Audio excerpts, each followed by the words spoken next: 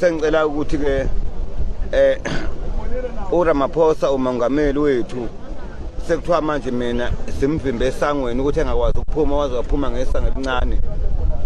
Umongameli asixabene naye kuphela mina ngibuza umbuzo ukuthi engangena kanjani umongameli ngaphakathi bese kuthi ibutho laKwaZulu lingakwazi ukungena ngaphakathi livinjwe. Ibutho laKwaZulu lizovinjwa ngamaphoyisa. Akithi siyazi ukuthi ubheka icela umholo wamaphoyisa, siyazi ukuthi uphethe uRamaphosa, kodwa thina njengoZulu besingeke singalivuleli ibutho namakhosi bezokhala ukugcina isilo bengabe besasibona. Ingakho mina ngishilo ngathi amaphoyisa awakhiphe ibhama ayibeke phansi sibulalane ngoyiqupha, ngoba uRamaphosa ngisho bekuthiwa uphume kuleli isango elincane bese kukhona thina esangweni siwuZulu 3 seconds, ngoba mina ngu3 seconds mina futhi ayikho into engiyisabayo, futhi isilo bengisihlonipha silele manje lapha sikhona. Bengeke ngikwazi ukuthi ngahlonipha mina upresident umuntu obusa 5 years bese ngihlula ukuhlonipha inkosi yami. Ngisho bekuthiwa babakhona nabanye abaphethe nabo no minister ngiyabahlonipha, kodwa abengeke sikwazi ukuthi bona bangene ngaphakathi thina sime ngaphandle isigodlweni thina singabala ekhaya. Ngeke ngivinjwe umuntu kwezinye indawo, ngisho bekuthiwa upresident, ngisho bekuthiwa uminister, ngeke ngivimbe umuntu ekhaya kithi. Ilokho bengingaxabene nina besilo nani, bengilwela amalungelo amabutho aKwaZulu agcina ngenile ngaphakathi endlunkulu afuna ukuzokhuleka kanye namakhosi. Bengilwela amakhosi ngoba kukhona manje ngoba ngikhuluma nanje sishono ilanga sithula isilo mase thina ngelanga lokuthi kuthula isilo sekuba khona abantu abakufanele basivimbe thina lapha naKwaZulu ekhaya kithi. Nina Zulu manje ngamagwala ningamagwala, mina ngeke ngithule lo nto leyo. Mina ngikho ngisho ngithi sekuyisikhathi ukuthi sihlangane, ngoba ngeke ngivinjwe mina ekhaya.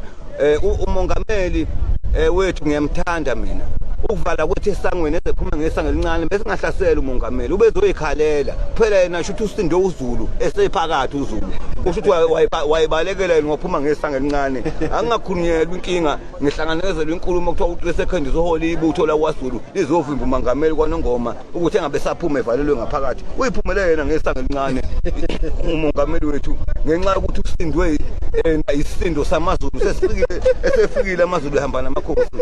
Ilokho bengisho ngithi nina bayede nina besilo sitshale kahle ngonyama yethu lapha ekhona naye bingekuvuma ingonyama ufeke kuthiwa amaphoyisa awavala ibutho lingangeni ikwasona isilo lapha esikhona bese sofike sixabane nami. Manje yikho ke ngisho ngithi nina besilo hayi kabi nginithanda nonke noma ngomeli wami ngiyamthanda, kodwa ukuphuma kwakhe ngesango elincane bese kukusaba kwakhe ukugwala bakhe lokho kakusho ukuthi sekuthiwa manje sevinjwe yimi nananti elithimba. Yilokho engikubongayo. Nina besilo eda nje kancane awukazi uhlukanise amabutho nembuko kuyinto eyodwa selokwathi inhlo namhlanje sokuhlukaniswa amabutho abekwa ngaphandle atshengiwe ukuthiwa angangeni uqhubeka wonke umcimbi kuyiprogram. Akhona program la kune item ethi khona akwesizwe nje amahubo akahaye amabili noma amabutho ehaya noma ababili noma abathathu ebese hlala phansi adisciplined amabutho ethu abezokwenza lokho njengoba engena lapha befuna ukuhamba indlela ayijwayele ukuyihamba ebese mvela lokho ehlala phansi ngoba vela discipline. Kodwa kwalelo thuba walinikwa ngingakho kuzowadinga ukuthi ke isebenze phela indlu yamandla ingene yenze kwenzabe siyaphuma engavinjelwa ngoba umhlaba wayo lo ijwayele ukwenza izotshala imbube. Ingakho kwenza indlela okwenzeka ngakhona samaZulu ke bengeke sithule singenze lutho. Hawu nina besilo cha sithi emazwini kaDokotela ngimi ke noDokotela noprofessor uDokotela ngalo Mpangazitha lo weKZN TV, uDokotela uHlatshwayo ubumbano lokuthula uProfessor u3 seconds. Nina besilo sithi cha ingonyama sengathi amathonga isilo Shaka osenza ngakhona isilo senza ngakhona isilo Dingane isilo Mpande bengayimukela kahle bese bethi ke umoya wengonyama, ngoba sithi ingonyama nje siyinyandezulu sithi ingonyama yebuzile ayifi ingonyama kodwa iyebuza ngoba umoya wayo uzovuka uvukele kumuntu okumele aphathe. Sithi ke cha amabutho isilo besothanda amabutho bekungekhona ukuthi umengameli uyavinjwa bekuthi nje amabutho beviviyela nje. Uyabona ejabulela umengameli amabutho aseviviyela ke umengameli naye waseke hlonipha amabutho ngoba kuyahlonishwana manje. Nina bendlovu siyabona. Cha nina besilo asithokoze kakhulu sikhuleke asinanxa njengoba nje esho Professor u3 seconds thina njengabafana bembube siyakwazi sikumelayo asikuzwanga ngabantu sikwazi ngokukubona sikwazi futhi ngokukwenza ngeke umengameli uyavotela u5 years inkosi iyazalwa. So lokho bebesenzisa kona ngeke sikwenze lokho ukuthi kena sihloniphe uhulumeni ngaphezulu kwengonyama. Hayi bengahamba beyofa impela. Kodwa ke siyakhuleka ke nina Besilo. Iyodwa into engifisa ukuyishiya namhlanje. Isilo samabandla sasishiya izinto ezimbili. Ubokuyibuza ukuthi uphilelani. Ukuphila kwakho uyibuza ukuthi kena awukaze waphila na ngoba usukuphuma emasendeni oyihlo. Kwesibili umhlaba. Hlangana mhlathoza nayo. Angithokoze mina Besilo. Ya sengivalelisa senginqamula ngizobonga kakhulu komntwana umfana Phetheni ngoba nongizwe ube khona. Okunye bengidlulisa ngithi mina niyazi ukuthi umfana Phetheni uhamba nongizwe. Ungizwe niyazi ukuthi ena sengamgqilaza amawala.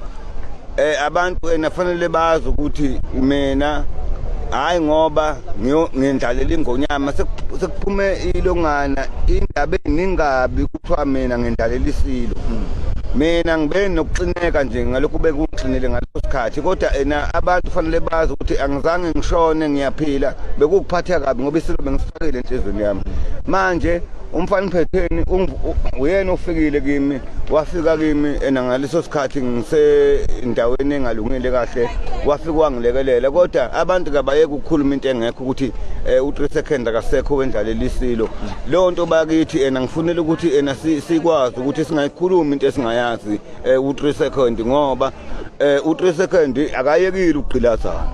Futhi nomfana Phetheni usesondele nami usegcishe nami umfana Phetheni ungizwe ngithi ye ngikubona unomkhaba izolo mchunu ngithi lo mkhaba wakho ngiyasola ngathi wenkulumo kodwa bakithi ngoba ngibona amasenta awekho ngiyabonga. Cha mfowethu siyathokoza kakhulu cha besikhona impela the sifika lapha nengonyama njengoba ukwazi izolo nje idubulo zisekhona manje mina angihoshozi mina angiyena umacingwane ucingwane yena ohoshoza ngihoshozi kodwa izolo ngenxa yosishaya amahubo osuka ewalinda uZulu sangabe unongoma kwavala idolo kwavala iphaza kwavala ngisho mama amatafula abaqoqa kwanongoma kwavalwa kwaba nomumzo omuhle ukuthi cha isilo samabandla siyahlonishwa somabandla sohlezi siphila kuthini. So ke sithe masifika ke lapha kwakhetha ekhaya esikolweni sesilo emva kwalokho ke wase ke sangena etendeni siphuma etendeni sangena ngaphakathi. Masingena ngaphakathi ke thenje lapha ungangizwe lakhe simthatha ke abantwana bemfaka ngaphakathi endlini. Cha ngayibona ambona u3 second ukuthi hayi kunokuphazamiseka asekutholayo ngoba uye nje wathi imphansi wagoqana wathatha amalokhuzana iqiniso lelo ngisho abantu ngikwazi ukuba manje wasucwayiza manje phethe camera manje yabo. So ke manje ke zathathwa afaka ambulance ini waxhunywa ke amapipe yonke leyo nto leyo ase ke mina ngoku-understanda isimo ngoba sivele sihleli ndawonye siphila njengoba nje kwenziwa umvilelo lapha silapha ngaphakathi esigodlweni ahamba ngamthethisa ke ukuthi cha ndoda yamukela usho ngamanye amazwi ukuphila nje ka3 second kusezandleni zami uyaphika noma uyavuma. Cha ungisizile mfana Phetheni kodwa akayeke umacingwane sethi intelezi yakhe mina bengiyithanda ingonyama bengingaka understand ukuthi kahle ingonyama esithule ngibona ibhokisi ngase ngiphatheka kabi yabo. Hayi ubethi usethi ungizwe intelezi yakhe mkhuze nje ubengeka icela intelezi yakhe uyiseminele yena komchunu. Ilokho nje kanixabene naye ngoba kwayena izolo ufikile kimi wafika wangiqhawula nganqaba ngathi sekune COVID manje ake asenzeni. Ngiyabonga.